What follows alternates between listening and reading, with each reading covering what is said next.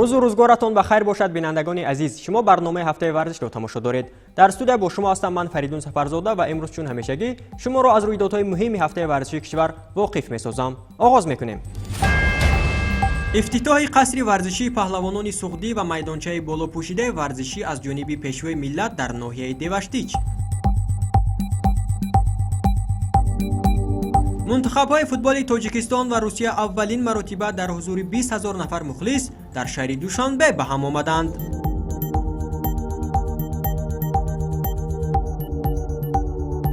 مسابقه قهرمانی اساسیاسیون فوتبال آسیای مرکزی میان دسته‌های تا 14 ساله در شهر حصار غالب خویش را پیدا کرد. در جلسه غیرنوبتی انتخاباتی کنفرانسیای فدراسیون جودوی تاجیکستان پرزیدنت نوی این سازمان انتخاب کرده شد. سارو کمپانی قهرمانی سوپرلیگ تاجیکستان در موسم 2022.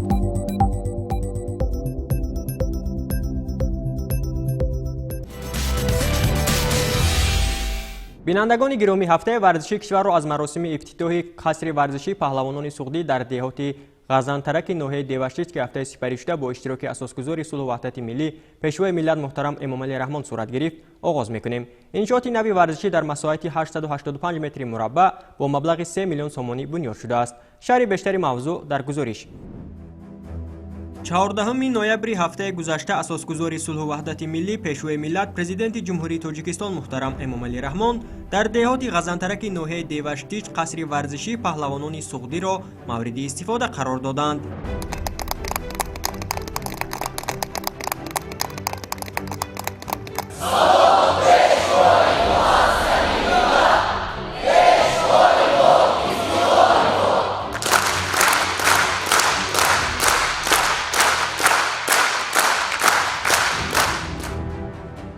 انشاءات مذکور در دایره کارهای سازندگی و بنیادکاری به افتخار 30 سالگی اجلاس 16 شورای عالی جمهوری تاجیکستان با خرج 3 میلیون سومانی بنیاد گردیده است. پیشوای معظم ملت اساسگزار صلح و وحدت ملی رهبر دولت محترم امامعلی رحمان منتداری خودم را میرسانم و با باوری کامل گفتنیم که در چنین تالار ورزشی بسیار ورزشکاران نامدار پیدا خواهد شد و در بسیار مسابقه‌های جمهوری ولایتی شغل ورزیدم و جایهای نمایان را اشغال کردم و در آینده من کوشش میکنم که پرچم دولتم را در مقیاس بین‌المللی بلند بردارم.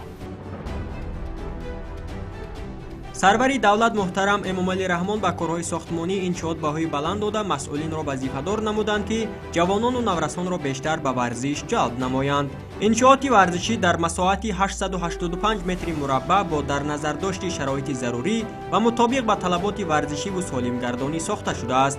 در این قصر ورزش 10 حجره از جمله حجره‌های لباسی بسکونی، سانیتری و کاری جای داده شده برای تماشای مسابقه‌های ورزشی به 300 نفر جای نشست مهیا کرده شده است. مورد به ذکر است که قصر ورزشی پهلوانان سوخدی اساساً برای نمودهای گوشتین، کاراته و گیمناستیک پیش بینی گردیده در برابر پسران دختران نیز به مشق و تمرین فرا گرفته می شوند. با بنیاد این انشاءات زمانوی نمودهای گوناگون ورزش در ناحیه دیوشتیچ رشد خواهد کرد.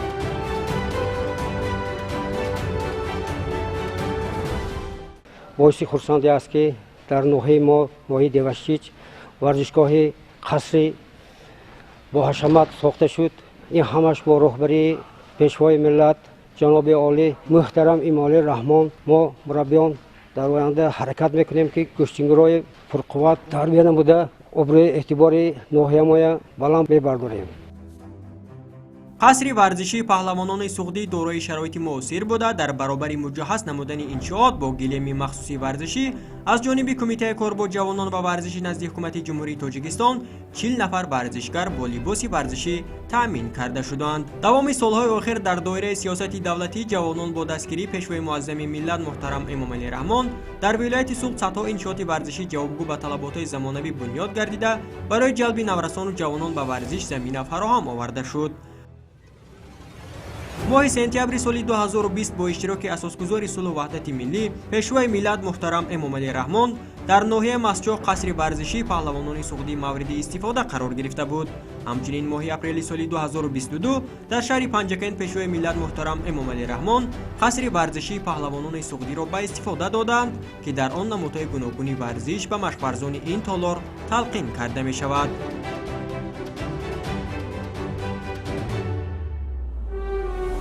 дар идомаи ин амр бунёди қасри варзишии паҳлавонони суғдӣ дар ноҳияи Деваштич тӯҳфаи арзандаи пешвои миллат муҳтарам Эмомалӣ Раҳмон ба наврасону ҷавонони ноҳия буда, барои рушди намудҳои гуногуни варзиш омода намудани варзишгарон ба мусобиқаҳои сатҳи минтақавӣ ва ҷаҳонӣ мусоидат мекунад. дар доираи корҳои созандагиву ободонӣ ба ифтихори 35-солагии истиқлоли давлатӣ дар вилояти Суғд, дар баробари дигар соҳаҳо дар соҳаи варзиш низ бунёди иншооти зиёд ба нақша гирифта шуда, давоми 9 моҳи соли равон дар ҳудуди вилоят бо истифодаи ҳамаи сарчашмаҳо бо харҷи қариб 19 миллион сомонӣ 35 иншооти варзишӣ мавриди истифода қарор гирифтааст.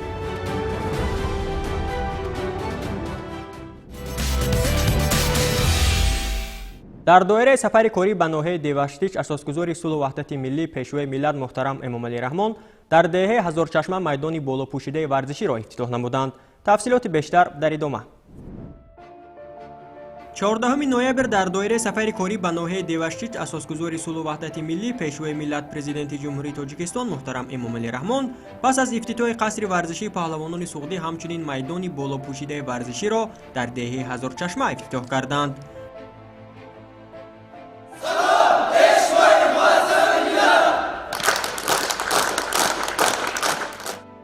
дар пайравӣ ба сиёсати бунёдкоронаи роҳбарияти олии давлату ҳукумати Тоҷикистон ва бо мақсади саҳм гузоштан дар ободии ватан, соҳибкори маҳаллӣ Хироҷиддин Сайфиддинов иншооти варзиширо бунёд намудааст. майдони варзишии болопӯшида дар масоҳати 800 метри мураббаъ бо харҷи 500 000 сомонӣ сохта шуда, асосан барои бозии футболи хурд пешбинӣ гардидааст. бо мавриди баҳрабардорӣ қарор гирифтани ин иншооти варзишӣ 10 нафар сокини деҳаи Ҳазорчашма ба ҷои кори доимӣ таъмин шуданд. дар идома пешвои миллат муҳтарам Эмомалӣ Раҳмон ба иқдоми ватандӯстонаи соҳибкор баҳои баланд дода, зарур шумориданд, ки минбаъд дар деҳоти ноҳияи Деваштич чунин иншооти варзишӣ аз ҷумла толору майдончаҳои варзишӣ сохта мавриди истифода қарор дода шавад. зеро варзиш яке аз василаҳое мебошад, ки дар баробари солим нигоҳ доштани ҷомеа, давлату миллатро дар арсаи ҷаҳон муаррифӣ мекунад. дар ҳақиқат дар деҳаи мо ин хел варзишгоҳ, майдончаи варзишгоҳ набуд. ин хел объектҳои ободонӣ набуд. бо пои қадами пешвои миллат деҳамо якчанд бор обод шуд. обод ҳам варзишгоҳ дорад, ҳам корхонаи саноатӣ ва ҳам мактаби биноии замонавӣ доранд. маврид ба зикр аст, ки дар деҳаи Ҳазорчашмаи деҳоти муҷуни ноҳияи Деваштичи вилояти Суғд қариб 1200 оила зиндагӣ мекунад. минбаъд кӯдакону наврасон ва ҷавонони ин деҳа дар майдони навбунёд ба варзиш машғул шуда, дар баробари солим нигоҳ доштани худ малакаи варзишии хешро баланд мебардоранд. ба наврасону ҷавонони варзишдӯст тӯҳфаҳои пешвои миллат муҳтарам Эмомалӣ Раҳмон иборат аз либос ва лавозимоти варзишӣ тақдим гардид. ҷавонону наврасон ваъда доданд, ки дар оянда вақтҳои холии худро дар ин майдони варзишӣ ба бозии футбол ва тарбияи бадан мегузаронанд.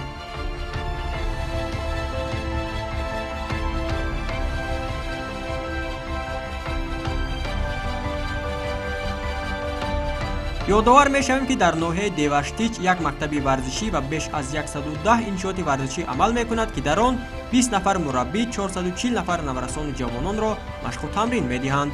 дар ноҳия ба рушди футбол, волейбол, карате, намудҳои гӯштин, шашкаву шоҳмот, ушу ва дигар намудҳои варзиш таваҷҷӯҳи аввалин дараҷа равона шудааст.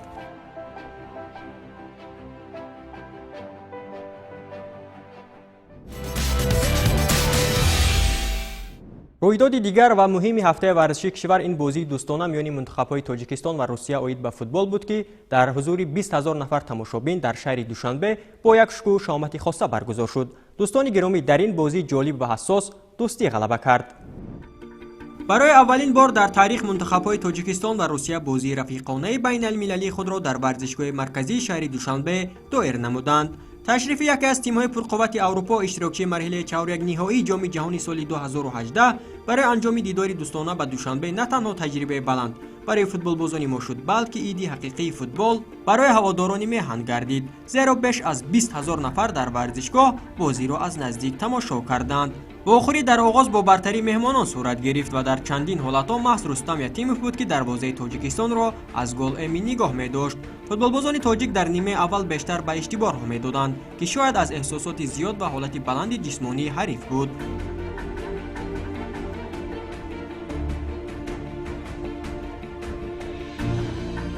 با استثنای دو فرصت احسانی پنجشنبه امکانیت‌های دیگر برای شاگردان پتر سگرت دیده نمی‌شد. دفاعگران ما هم با هر راه نباشد به حمله حریف جواب‌های مناسب می‌دادند.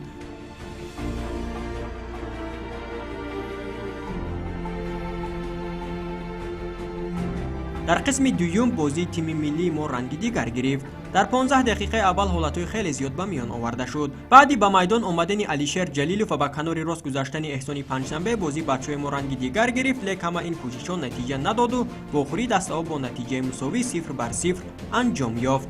قبلا تاجیکستان و روسیه در سطح تیم‌های ملی هیچگاه وا نخورده بودند. یادآور میشیم که در رده‌بندی فیفا منتخب روسیه در زینه 33ام و تیم ملی تاجیکستان باشد در موقع 108م جای گرفتند.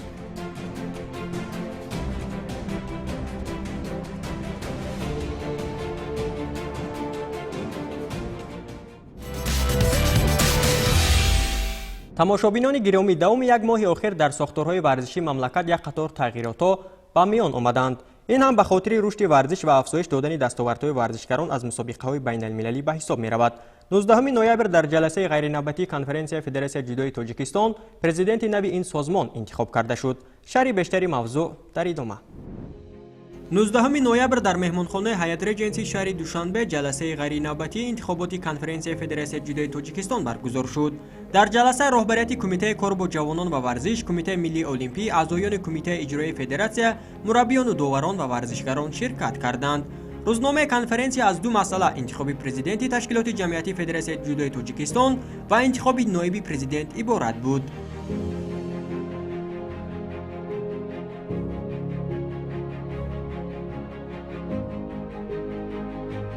پس از تصدیق روزنامه و ترتیب کاری جلسه، حاضرین به بررسی مسئله اولی کنفرانس انتخاب پرزیدنت نو شروع نمودند. وابسته به مسئله مذکور قید کرده شد که در موافقه با پرزیدنت فدراسیون جودوی بین‌المللی ماریوس ویزر، پرزیدنت فعلی فدراسیون جودوی تاجیکستان نورالله لایقوف با خواهش خود از منصبش استعفا داده، نامزدی اسماعیلی محمد ظاهر به سمت پرزیدنت نوی فدراسیون جودوی تاجیکستان پیشنهاد شد.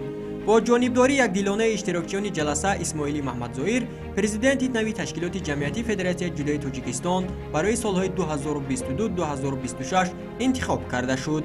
باید یادرس نماییم که دوام چند سال اخیر جودوکاران تاجیک نتوانستند به نتیجه های بلند دست یافته لیوای میهن را در عرصه بین المللی بلند بردارند. یکی از وظیفه‌های مهم تمام مسئولین و رهبریت تازه انتخاب فدراسیون جودوی تاجیکستان این دریافت شماره بیشتری رخصت‌های المپی و مخصوصاً مدال در انتظار المپی میباشد. اسماعیلی محمد ظاهر در نوبت خود برای باوری اظهار منتداری کرده افزود که بهر رشد جودو در مملکت، دستگیری ورزشکاران و باز هم بلند برداشتن نفوذ ورزش کشور تمام کوشش‌های خود را به خرج می‌دهد.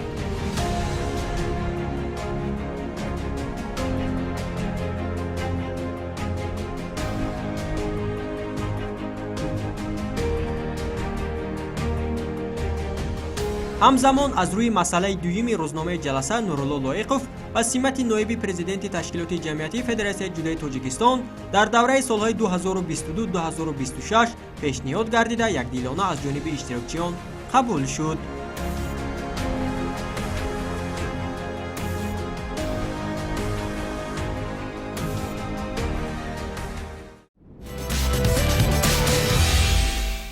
هفته گذشته مسابقه قهرمانی اساسیاسیون فوتبال آسیای مرکزی میان منتخب‌های تا 14 ساله در شهر حصار انجام یافت. در مسابقه امسال منتخب‌های تاجیکستان، ازبکستان، افغانستان، ایران و ترکمنستان شرکت ورزیدند. میان این منتخب‌ها کدام ظفر یافت در ادامه تماشا می‌کنیم. از 11 تا 18 نوامبر سال روان در ورزشگاه مرکزی شهر حصار مسابقه قهرمانی اساسیاسیون فوتبال آسیای مرکزی بین دسته‌های نورسانی تا 14 ساله برگزار شد. در این مسابقه منتخب‌های نورسانی تاجیکستان، ازبکستان، افغانستان، ایران و ترکمنستان شرکت ورزیدند. این اولین بار بود که دسته‌های نورسانی تا 14 ساله کشورهای عضو اساسیاسیون در مسابقه قهرمانی اشتراک می‌نمودند. از جمله دسته نورسان تاجیک که از میان بهترین های لیگ پیشرفت کشور انتخاب شده بودند به عنوان میزبان هر چی که در توان داشتند به کار گرفتند. آنها توانستند که نورسان منتخب های ترکمنستان را با حساب 9-0، ازبکستان را با حساب 4-0 و ایران را با حساب 2-0 شکست داده یک دور ماندن تا انجام مسابقه اساسیاسیون فوتبال آسیای مرکزی عنوان قهرمانی را پیش از مهلت صاحب گردند. در دور آخری بازی هم نورسانی تا 14 ساله تاجیکستان با همتایانشان از کشور افغانستان به میدان برآمدند و در این باخوری با حساب بزرگ 6-0 موفقیت به دست آوردند. این هم در حالت است که نورسان افغان در بازی‌های گذشته مقابل نورسان ایران و ترکمنستان را شکست داده در رقابت شدید و همگی با حساب 1-0 از نورسان ازبک مغلوب شده بودند. همین طور با پیروزی منتخب نورسان تاجیکستان در حصار مسابقه قهرمانی اساسیاسیون فوتبال آسیای مرکزی بین دسته‌های نورسان تا 14 ساله به انجام رسید. منتخب نورسان کشور تحت رهبری دلیر کیوسوف در 5 بازی 5 پیروزی به دست آورده و در حوزه رقیبان 21 گل به جواب زدند. در انجام مراسم رسمی جایزه سپاری مسابقه دایر شده، مسئولان اساسیاسیون فوتبال آسیای مرکزی و فدراسیون فوتبال تاجیکستان و جایزه‌داران و بهترین های مسابقه مدال و مکافات را تقدیم کردند. نخست به بهترین های مسابقه جایزه های انفرادی سپریده شد و بعداً به منتخب تا 14 ساله ازبکستان نشانه برنجی مسابقه تقدیم کرده شد. مدال های نقره این مسابقه را بازیگران ایران و نشانه زرین نجوم مسابقه را فوتبالبازان تاجیکستان در وضعیت تنتنوی به دست آوردند.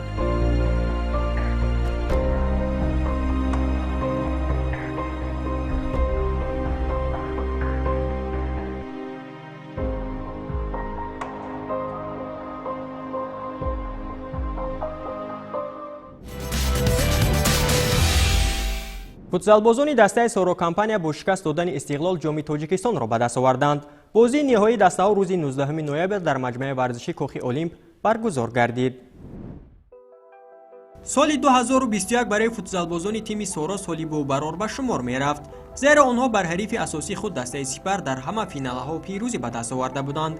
امسال باشند آنها با دسته استقلال برای به دست آوردن جام مسابقه مبارزه بردند. همین طور دسته سورو کمپانیا شهر دوشنبه تحت رهبری پیرا واحدوف مراتب چهارم در تاریخ خود عنوان قهرمانی تاجیکستان عاید به فوتسال را به دست آورد. 19 نوامبر در مجمع ورزشی کاخ المپ بازی سوم سلسله فینالی سوپرلیگ تاجیکستان برگزار شد که در آن سورو کمپانیا بر استقلال با حساب 4-3 پیروز شد.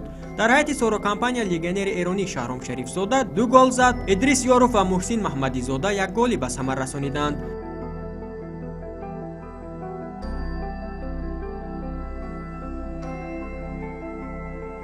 در حیاط استقلال رستم حمیدوف 2 گل، عبدالقیوم عمروف 1 گل را به نامشان ثبت کردند. همین طریق سورو کمپانیا در بازی سوم سلسله فینالی پیروز شده چمپیون چهار کرته تاجیکستان عاید به فوتسال گردید. دسته پیرا واحدوف قبلا سالهای 2018، 2019 و 2021 صاحب نشانهای طلا شده بود. مدال‌های نقره سوپرلیگ تاجیکستان 2022 نصیب تیم استقلال و مدال‌های برنجی نصیب دسته استرافشن شهری استرافشن گردید.